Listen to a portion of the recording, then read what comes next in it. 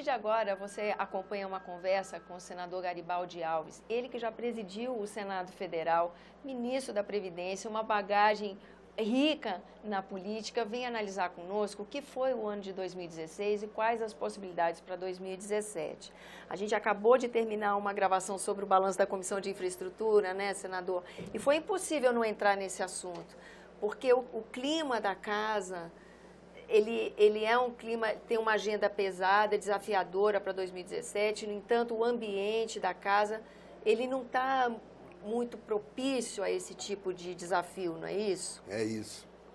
Nós temos o Senado realmente tendo que conviver com uma certa intolerância, um maniqueísmo.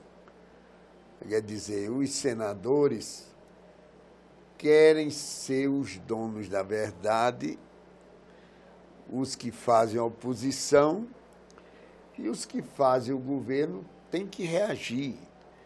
Então, cada um tem a sua verdade e você sabe que em casa que não tem pão, todos falam e ninguém tem razão. E essa polaridade, no final, ela impede que o conteúdo do debate seja mais objetivo, vamos dizer, que esteja focado nas matérias em si, não é isso? O debate, ele se torna muito pobre, né?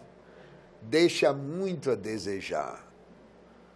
O cidadão quer um debate mais relevante e ele, claro, ele hoje é um telespectador atento com relação à TV Senado.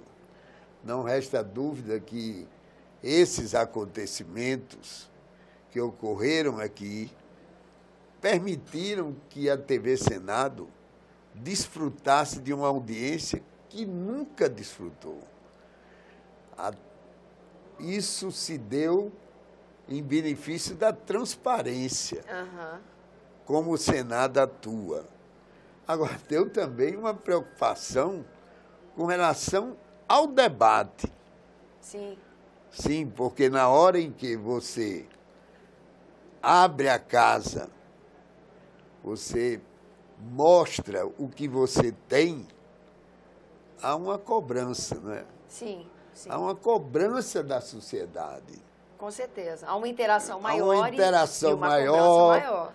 As redes sociais estão aí. Sim. E a televisão, inclusive, agora é digital. A do Senado. Hoje mesmo a gente participou da inauguração dos equipamentos. De inauguração. Né? Agora, senador, para o PMDB, como é que foi esse ano de 2016? Ele começou o principal partido de uma base aliada e terminou o ano comandando o país, né? Foi uma virada grande, né? Foi uma virada grande que deu uma grande responsabilidade ao PMDB.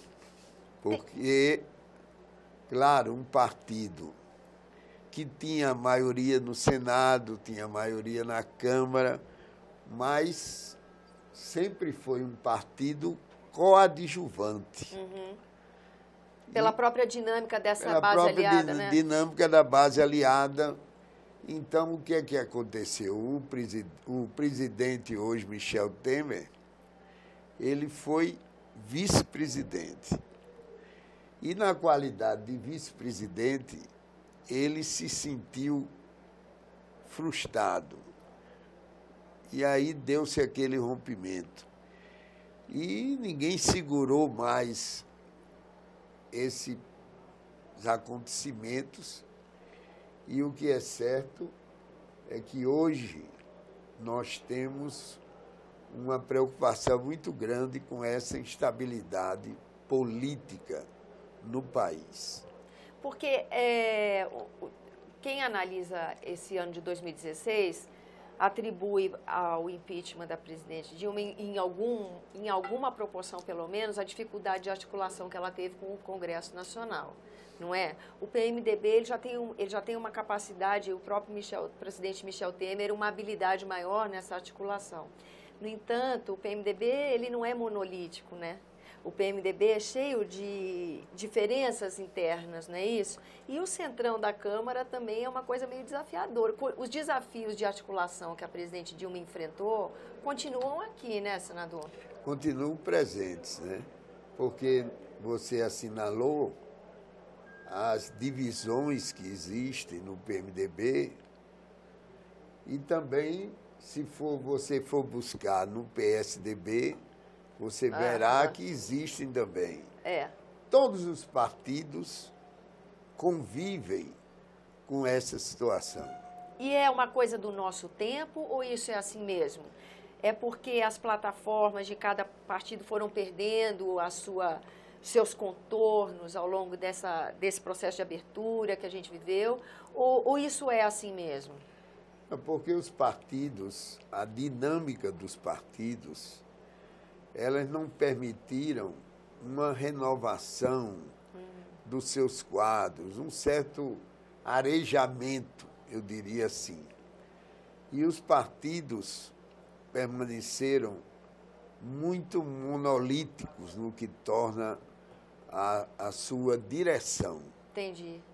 Então, há toda uma contestação e não são ouvidas as bases, né? Eu me lembro muito bem de uma história, se você me permitir. Claro. Se eles também permitirem. Fica com a gente, vamos ouvir a história. Sobre bases, é que durante o período autoritário só eram realizadas eleições para o parlamento. Então, havia um deputado, eu fui deputado estadual 4 mandatos. Havia um deputado que era conhecido porque toda eleição ele fazia uma troca das suas bases. Ele não era fiel às suas bases. Aí foram indagar dele, afinal de contas, por que você não mantém as suas bases? Ele disse, não, você está enganado. As minhas bases são base aérea, base naval. Estão preservadas. Estão preservadas nesse período.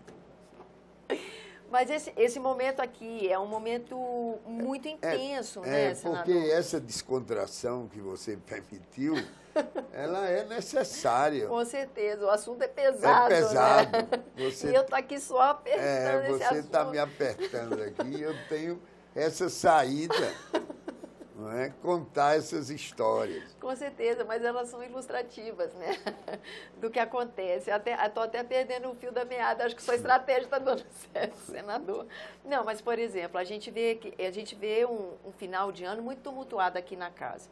Mesmo assim, a gente presenciou ontem mesmo, às vésperas da nossa gravação de hoje, votação, por exemplo, da PEC 55, que estava muito tribulada. Agora a gente está vendo chegar na Câmara, já chegou e vai chegar aqui, e o senhor que foi ministro da Previdência, um assunto que chama a atenção de todos, que é a reforma da Previdência. O senhor acha, qual é a sua expectativa para a tramitação de uma matéria tão nevrálgica? E que juízo de valor o senhor faz desse projeto que chegou, exceto que ele ainda nem chegou aqui? É mais, vamos dizer, ainda não é nada oficial aqui no Senado, ela ainda está para passar na CCJ da Câmara nesse momento. Eu estava conversando com você há pouco, sem as luzes aí, sem os holofotes. Que mudam tudo. Sem os holofotes, e dizendo que essa reforma, ela foi sempre adiada. Foram sempre feitas reformas pontuais. Sim. E o déficit da Previdência foi aumentando, de modo que nesse ano nós já temos um déficit da Previdência da ordem de 152 bilhões. E se não tivermos cuidado, a Previdência vai apresentar no próximo ano um déficit de 181 bilhões de reais. Por que nós chegamos a isso? Chegamos a isso porque a Previdência Geral, pelo menos quando eu era ministro, era superavitária. A Previdência do servidor público era e é deficitária. Por quê? Porque não havia um teto, como o teto do trabalhador. Então, o servidor público, ele tinha realmente a possibilidade de ter uma contrapartida previdenciária muito alta, porque não havia o teto. Nós, quando exercemos o cargo de ministro, nós fizemos com que o teto se estabelecesse para o trabalhador da iniciativa privada e para o servidor público. E o servidor que quisesse ultrapassar esse teto, ele contribuiria. E também o Estado, o governo, contribuiria. Então, foram feitas reformas pontuais. E agora nós estamos aí diante de uma reforma muito mais pesada, drástica, né? Drástica, de que uma reforma que tivesse sido feita lá atrás. E para cada aposentado? Para cada aposentado, nós precisamos ter 4 trabalhadores na atividade. E para financiar um inativo. É muito desproporcional. É muito desproporcional. E o país, a nossa sociedade, o nosso povo está envelhecendo. A população está envelhecendo. Ou seja, essa coisa que a conta não fecha é realmente verdade. Outro dia eu recebi pelo Zap uma gravação de uma pessoa que se dizia auditor, dizendo que não, que isso é uma falácia. E aí sempre gera aquela dúvida, porque a gente não vê os números, não é? É, porque eles alegam que a Seguridade Social e não a Previdência, a Seguridade Social apresenta um balanço financeiro melhor, mas isso não é verdade. O déficit, o buraco existe e o governo não faria uma reforma dessa. Onerosíssima. Onerosíssima, impopularíssima. Sim, sim. Porque não vamos ter, claro, não vamos ter a compreensão devida. Eu acredito que a população espera que a reforma seja feita, mas não do modo que ela está presente nesse texto. Eu acho que esse texto pode ser, de alguma maneira, amenizado. Eu não me debrucei ainda, porque, como você disse muito bem, ainda está na Câmara. E não vai chegar da Câmara para cá como chegou na Câmara, não é mesmo? É verdade. Ainda tem... A Câmara ainda vai dar a sua contribuição. Dar a sua contribuição para que o Senado entre em cena, né? É. Então, na verdade, a reforma é absolutamente necessária. O problema é que a reforma que é necessária, ela hoje tem um certo caráter de, assim, dureza. E isso vai gerar, com certeza, resistência. Gente, infelizmente, o tempo já se esgotou de novo. Senador, o senhor precisa ser mais frequente aqui. Faltou muito assunto ainda para a gente conversar. Mas eu agradeço demais a sua presença aqui no nosso programa. E eu agradeço também a você que nos acompanhou, lembrando que esse é o programa Argumento e você é o nosso convidado a fazer sugestões e críticas ao trabalho da TV Senado pelo 0800 61 2211, que é uma ligação gratuita. E que há a possibilidade de você rever esse e outro dos programas pelo endereço eletrônico senado.leg.br/TV. Até a próxima.